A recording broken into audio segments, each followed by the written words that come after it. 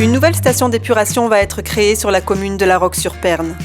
À cette occasion, la classe de CE2, CM1 et CM2 de la commune participe à un projet pédagogique en collaboration avec le syndicat Rhône Ventoux, qui permet aux élèves d'être associés à la réalisation de ce nouvel ouvrage, de la phase projet jusqu'à son aboutissement. L'objectif ?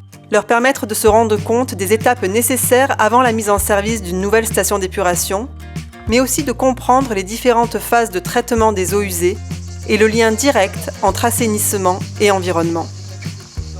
La première rencontre s'est passée sur le site de l'actuelle station d'épuration. Les enfants ont pu la visiter et voir comment elle fonctionne.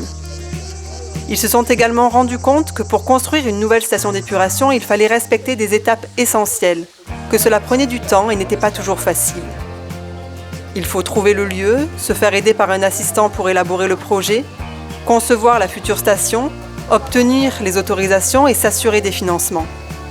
Il faut ensuite chercher un constructeur grâce à un appel d'offres pour pouvoir commencer les travaux. Quelques mois plus tard, les élèves ont pu visiter la station d'épuration de Carpentras et se rendre compte qu'elle est bien différente de celle de La Roque-sur-Perne. En effet, le dimensionnement des stations d'épuration et leurs procédés peuvent être très variables d'une commune à l'autre. Et visiter une station pour 500 équivalents habitants, ce n'est pas la même chose que visiter un ouvrage conçu pour 75 000 équivalents habitants. Même si la finalité reste la même, rendre à la nature une eau nettoyée de ses polluants. Le 27 juin 2023, Clément Gavinac, ingénieur au syndicat Rhône Ventoux, et Céline Cérézo, maître d'œuvre pour ce projet, sont allés à la rencontre des enfants dans leur classe pour faire un point d'étape sur les actions qu'il restait à mener avant la construction du nouvel ouvrage. Ils en ont profité pour expliquer comment fonctionne une station d'épuration sur lit planté de roseaux, qui est le procédé qui a été retenu. Les enfants ont également pu voir en images comment se déroule un chantier de ce type, grâce à l'exemple de la station d'épuration de Mormoiron, inaugurée en 2023.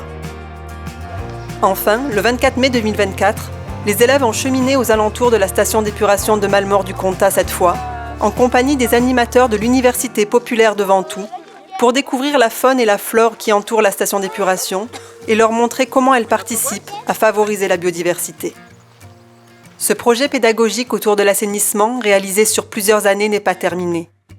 Les prochaines étapes consisteront à montrer aux élèves les travaux de leur future station d'épuration et à participer à son inauguration. Avec ce type d'action, le syndicat Rhône Ventoux joue pleinement son rôle d'acteur pédagogique du territoire sur les sujets de l'eau potable et de l'assainissement. La sensibilisation des plus jeunes est en effet primordiale pour développer la capacité d'agir nécessaire et répondre ainsi aux grands enjeux de l'eau, aujourd'hui et demain.